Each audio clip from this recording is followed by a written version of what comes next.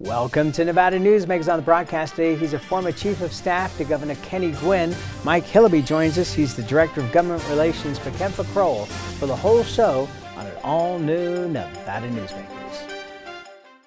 Hello, is this D&D Roofing? Yes, it is. How may I help you? You did such a great job on my roof. May I speak to the owner?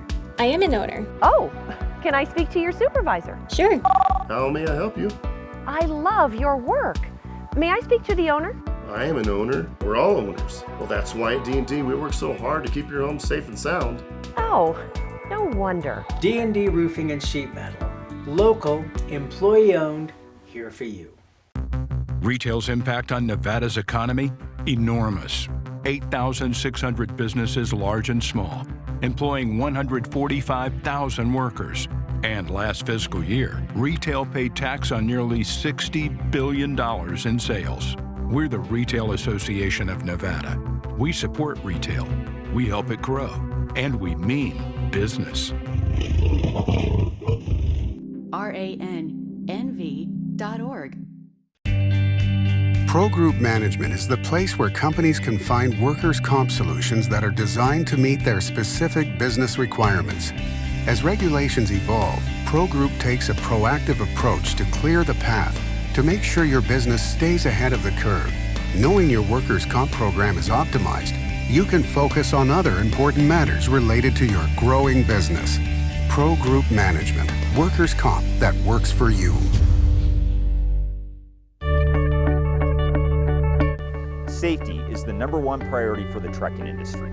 Over $7 billion a year is spent on technology like this electronic eye that will apply the brakes automatically. But the most important factor for safety is the truck driver. These hardworking men and women who safely move over 70% of our nation's freight and 94% of Nevada's. We thank you because trucks move America forward. This is Nevada Newsmakers with host Sam Shad, a no-holds-barred political forum. Now, from the Nevada Newsmakers broadcast headquarters, here is Sam Shad. And back on Nevada Newsmakers, we are always pleased to welcome back to the program Mike Hillerby. He's Director of Government Relations for Kaempher Crowell and was previously the Chief of Staff to Governor Gwinn. It's a pleasure to have you back on the program, sir. Thanks. Good to be here, Sam. You know, Governor Gwinn was an exemplification, I believe, of the kind of person that gets into politics without being a politician because he wants to do good, runs in one party or the other, but when he becomes governor, it really all disappears in terms of the political affiliation. Is that how you saw him? Very much. We had a saying in the office that the best days at work were because Kenny Gwinn was not a politician, and the hardest days at work was because he wasn't a politician. That's not how we thought. He didn't worry about where any particular party was, didn't worry about where the Republican Party was at any given moment. What's the right thing to do?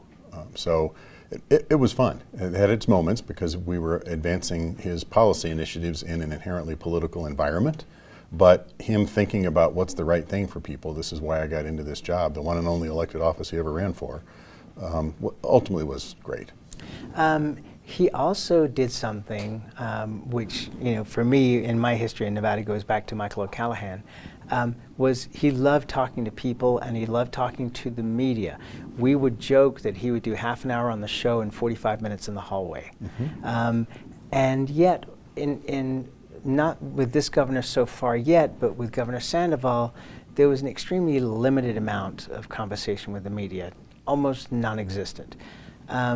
Governor Sisolak has done a little bit. I'm hoping that he will do more. And I don't care whether it's here or anywhere else, but just to sit down with reporters and have an extended conversation about where we're heading, I think is very healthy. Do you see that big difference between the way Governor Gwinn was and the last couple of governors? I do, and I don't envy more recent administrations with the advent of Twitter, the sort of really instantaneous nature. Obviously we had email and you had text messaging and things were moving, and website-based newspapers and people were uploading things, but not as quickly. The kind of partisanship and I guess gotcha is the right term that's used in some corners of the media. It just didn't exist at the same level when we were in office, and it wasn't that long ago, so I don't envy anybody that has those jobs. That said, I think Kenny Gwinn was able to create a relationship with the media that was unique.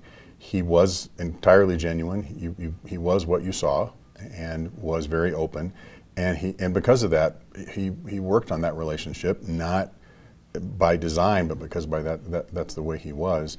Come in sometimes in the morning, and it's like the governor's car was there. Where's the governor? He's downstairs in the press office down in the basement. It was then at the basement of the Capitol, talking to Cy Ryan from the Las Vegas Sun and Jeff Dornan from the Nevada Appeal. And I would just sort of shake my head and wonder what was going to come out in the paper.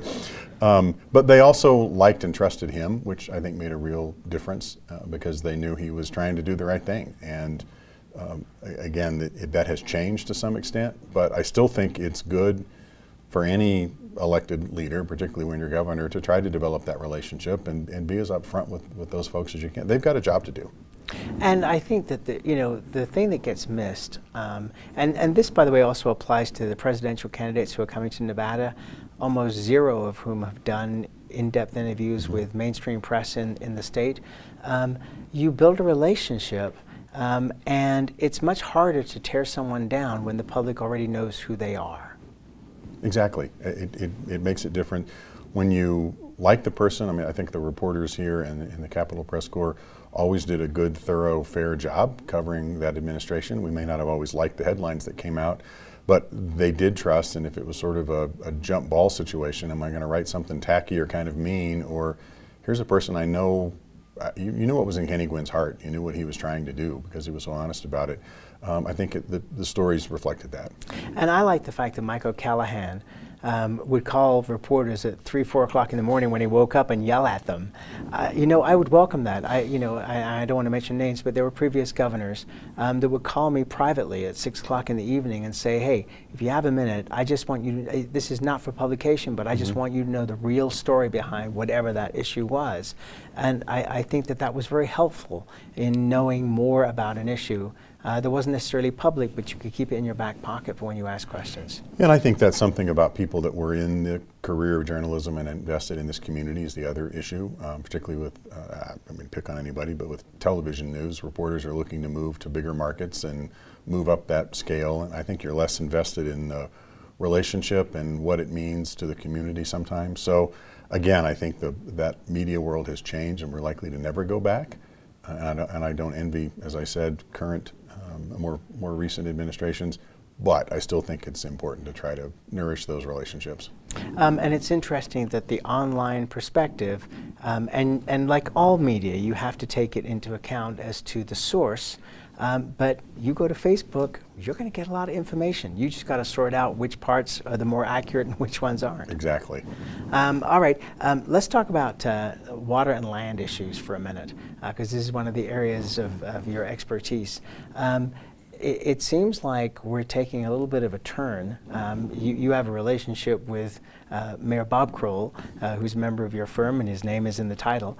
And his son Brad is now the head of Conservation and Natural Resources.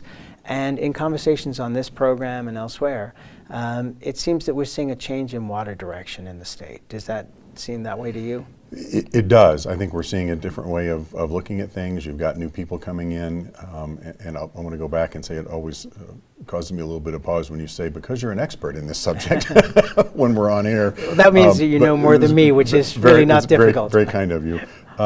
Yeah, there is a different look. I think to some extent the Sisolak administration, because he's the first Democratic governor in 20 years, has a feeling that they've got to put some stakes in the ground in different areas and change direction. Sometimes that's because there's sort of an in-depth policy and here's something we feel different about. Occasionally, I think sometimes it's because we need to put a stake in the ground and show that we're a different party. And again, back to that, the grassroots base of the party is more of both parties is more active. You've got to worry more, and it's quicker when things go awry. I think they need to show that they're doing certain things because of the base constituency. But I think with water, I mean, there's clearly a fair amount of thought into it. Some folks are going to disagree on development. You know, the most recent, that decision in North Reno that's now been challenged on whether there's enough water there, how fast basins are recharging. We've known we've had a problem in most of the populated basins in Nevada for a long time, that at least on paper they're over appropriated. So there are things we need to do about that. The challenge is when you're growing fast and people are looking for homes, it's going to make you a little bit unpopular when you say let's put the brakes on. The biggest comment that Mr. Crowell made was in reference to the potential pipeline from Eastern Nevada, where he mentioned that if you're going to be spending billions of dollars, then we should look at other alternatives, and that brought a swift response, and not a positive one, from Marilyn Kirkpatrick and others. My thought is this, that because of term limits, none of the people that are in office right now would be around at the 40 or 50 year mark when that pipeline would be needed. So is that expediency to be able to say, we don't want it, we're not interested in it, it's the last thing in the line? I think that's part of it, and you don't get me started on term limits. I've never been a fan because we've always had them. They're called elections. But I'm with you on that, but Mr. Rogich, thank you. Right, exactly. But it doesn't help when you're not going to be here in not 40 years, you're not going to be here in 14 years, maybe 12 years from now. To worry about what the long-term ramifications of that. And you're right, it is a lot easier to say no, or I'm strongly in favor of something, or strongly against something if you're not going to be around when it finally comes to fruition.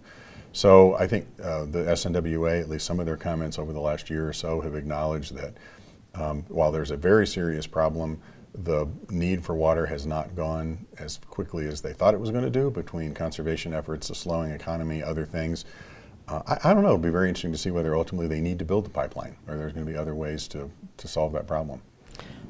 Interesting to say the least. Let's take a break. More with Mike Hillerby when we come back. Tamarack Junction is South Reno's hotspot with over 450 of the latest slots and video games. Sully Sports Bar, the Dining Car Restaurant, William Hill Sportsbook, and the Tamarack Steakhouse and Lounge.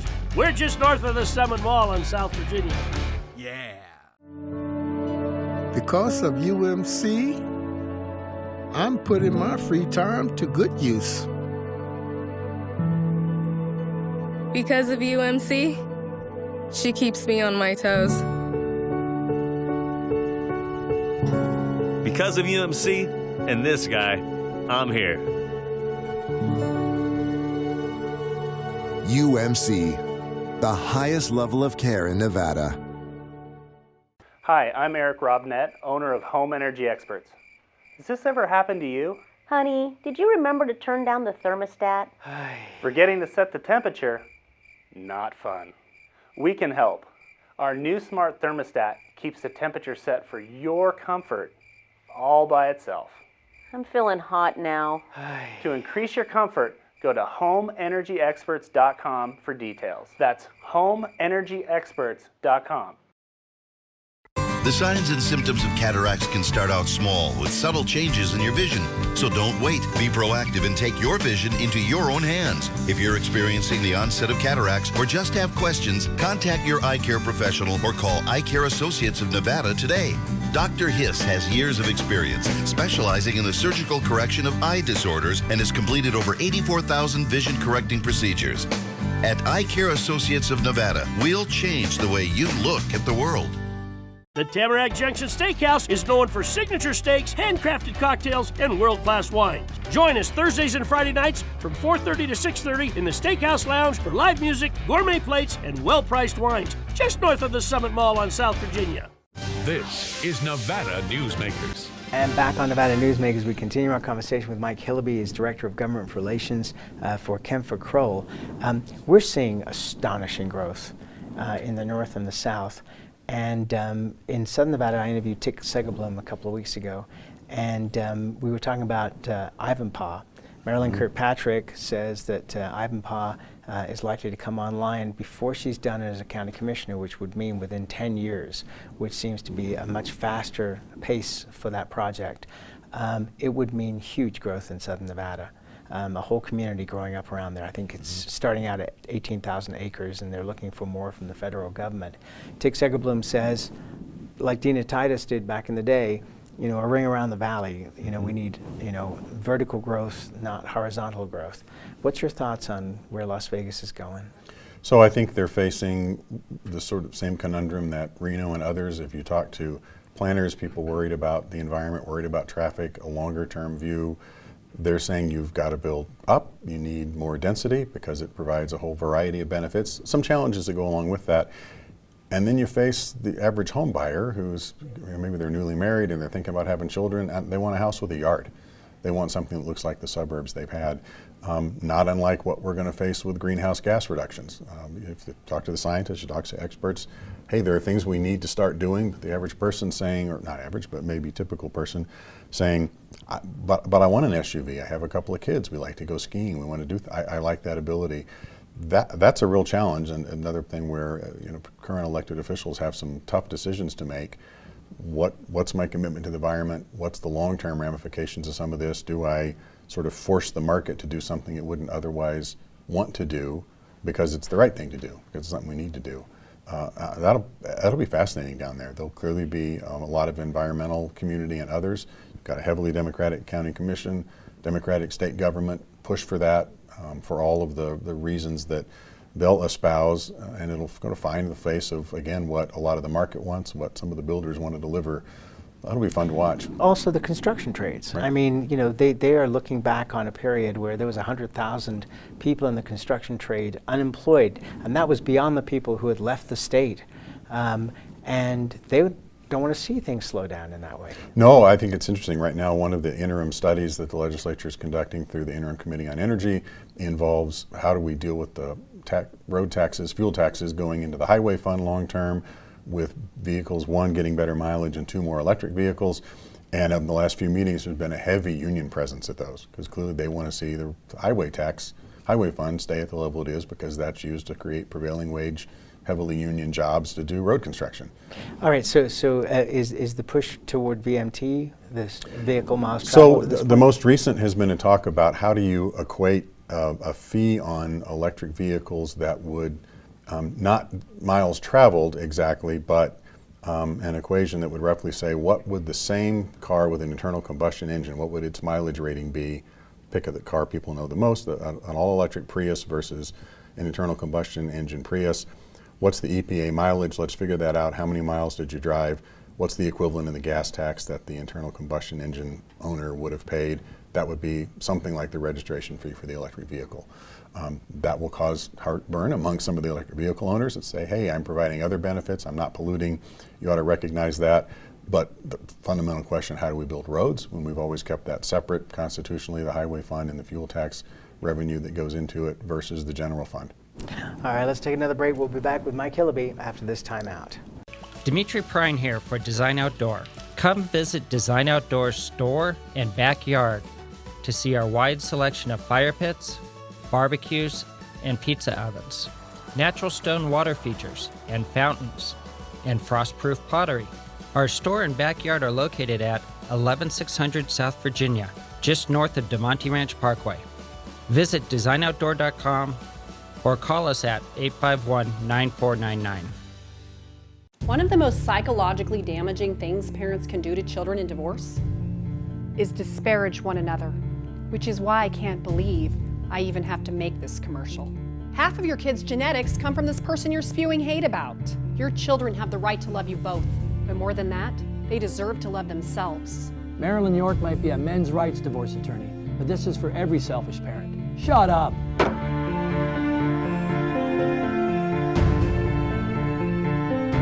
Hi, I'm Dave Newman. Remember me? I used to be the house detective, and now I'm a realtor, full-time at RE/MAX Realty Affiliates. And a lot of people ask me, how's the market? You know what? It's fantastic. If you're even kicking around the idea of buying or selling, give me a call. Let's talk about it. Call me at RE/MAX Realty Affiliates and just ask for the guy who used to be the house detective, Dave Newman. Everyone is talking about opioids, but they're not the only drugs that can be harmful if taken in large quantities or not as prescribed. You also need to be aware of side effects from anxiety drugs, muscle relaxants, sleep aids, and stimulants. Mixing prescription drugs with other drugs or alcohol can be dangerous.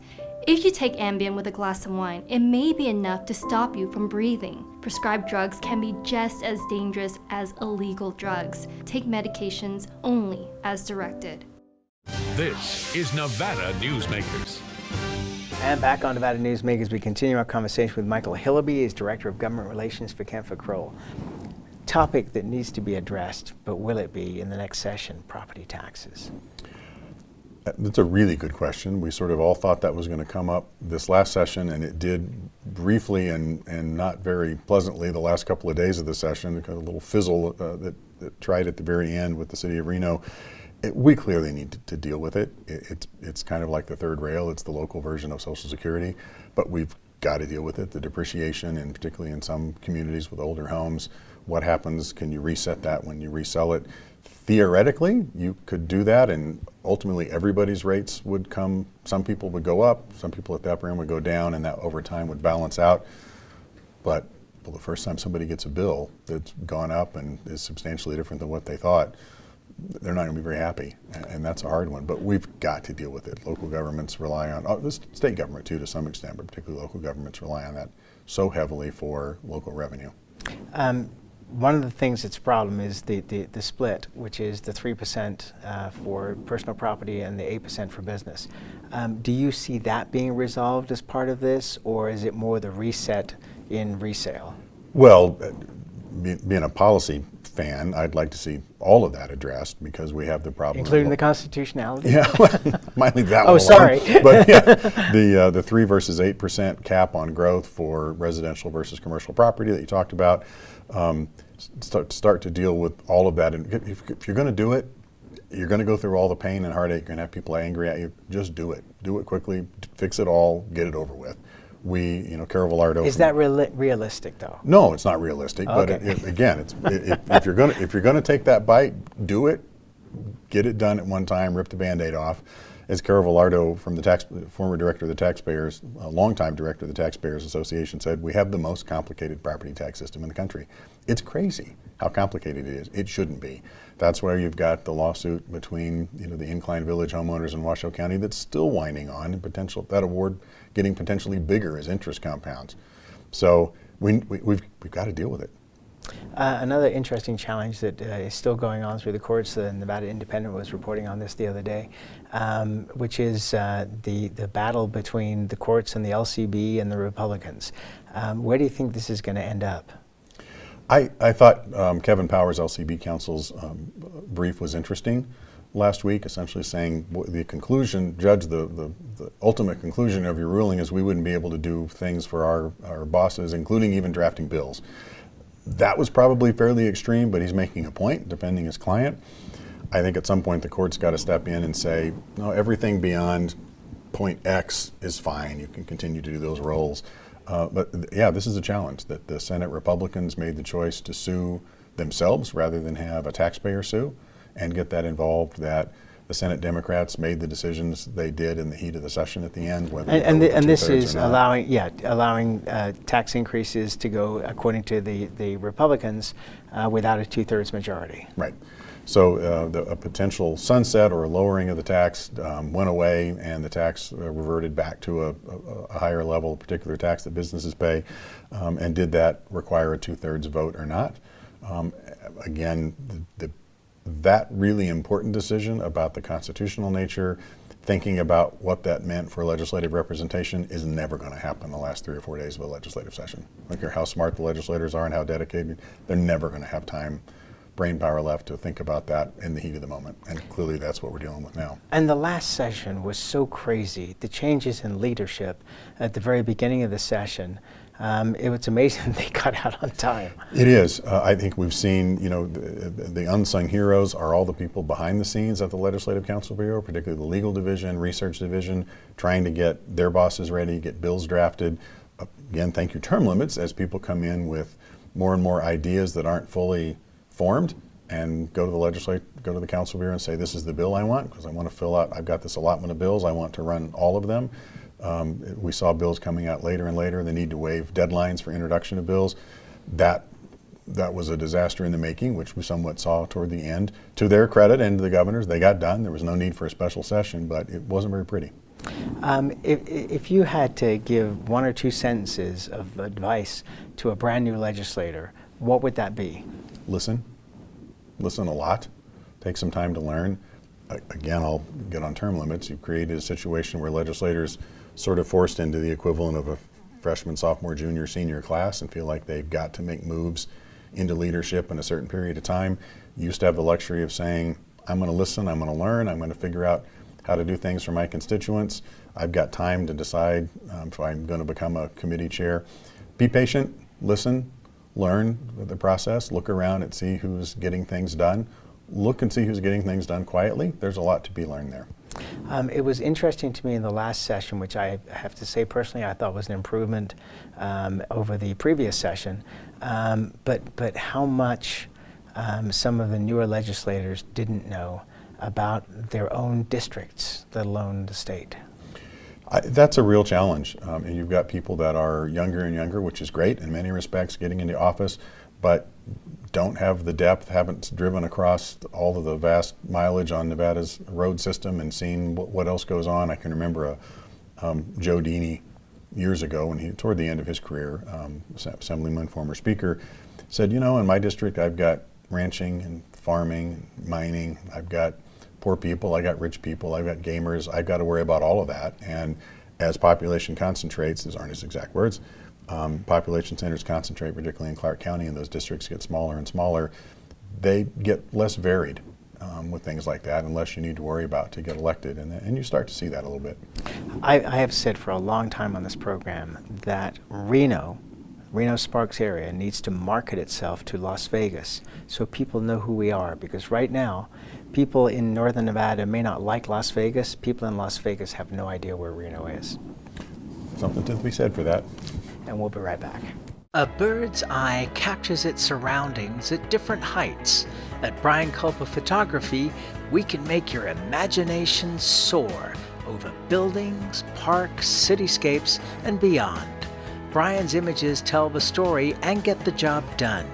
If you need a new perspective to tell your story, contact Brian today. Brian Culpa Photography. Experience the bird's eye view at brianculpaphotography.com.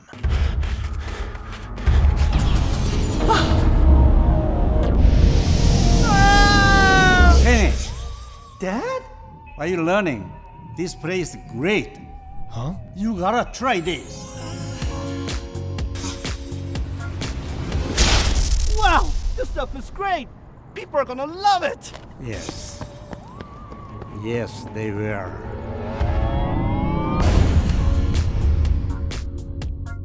St. Ives Florist, for every holiday and every special occasion. For romance. Custom home design. We have the largest selection of fresh flowers in northern Nevada. And we also offer a large selection of unique gift items. Come see me, Lori Ann, at St. Ives Florist, 700 South Wells Avenue, or call me at 333-9190. Pro Group Management specializes in providing industries with the necessary components to satisfy and exceed workers' comp requirements.